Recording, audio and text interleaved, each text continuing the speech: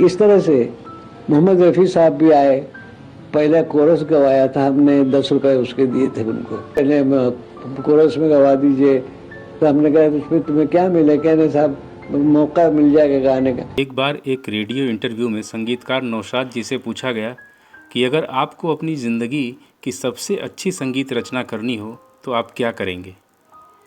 इस पर नौशाद जी का जवाब था, रफ़ी और मैं हमेशा एक हुआ करते थे, उनके जाने के बाद मैं सिर्फ 50% ही बचा रह गया हूँ। मैं अल्लाह से दुआ मांगूंगा कि वो रफ़ी को इस दुनिया में सिर्फ 1 घंटे के लिए दोबारा भेज दें ताकि मैं अपनी बेहतरीन संगीत रचना कर सकूं। रफ़ी साहब के मुंबई आने के बाद सबसे पहला मौका नौशाद जी ने ही दिया था। उन्होंने रफ़ी साहब के साथ कुल 41 फिल्मों में काम किया है। देखिए, अब वैसे सभी अपनी अपनी जगह बेहतर थे और बेहतरीन थे, अच्छे थे, और ख़ास तौर से जिन लोगों को नहीं भुला पाए लोग, उसमें एक मोहम्मद रफ़ी साहब हैं, मुकेश हैं, लता मंगेशकर भी आपकी दुआ से।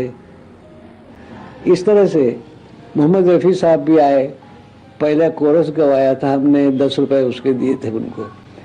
हिंदुस्तान के हमें हिंदुस्तान हमारा एक कोरस था, तो कहने कोरस में गवा दीजिए, तो हमने कहा उसमें तुम्हें क्या मिले, कहने साहब मौका मिल जाएगा गाने का, तो 10 रुपए उनको दिए गए थे। वहाँ से उनकी शुरुआत हुई, तो आखिर वक्त तक मेरे साथ वो उसी तरह से रहे।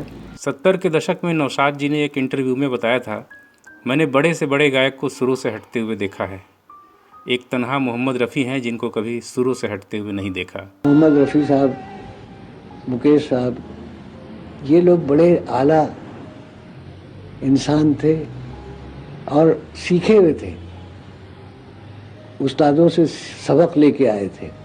तो मैंने हर एक को यही कहा कि देखो, जो सीख के आता है उसके गाने की उम्र ज़्यादा होती है। एक दिन एक नौजवान गायक मुझे आया नजर, जिसने रोशन कर दिए संगीत के शामो सहर। वक्त के फनकारों में उसका अलग था एक मकाम, जिक्र जिसका कर रहा हूँ मैं, रफ़ी था उसका नाम। जय रफ़ी साहब।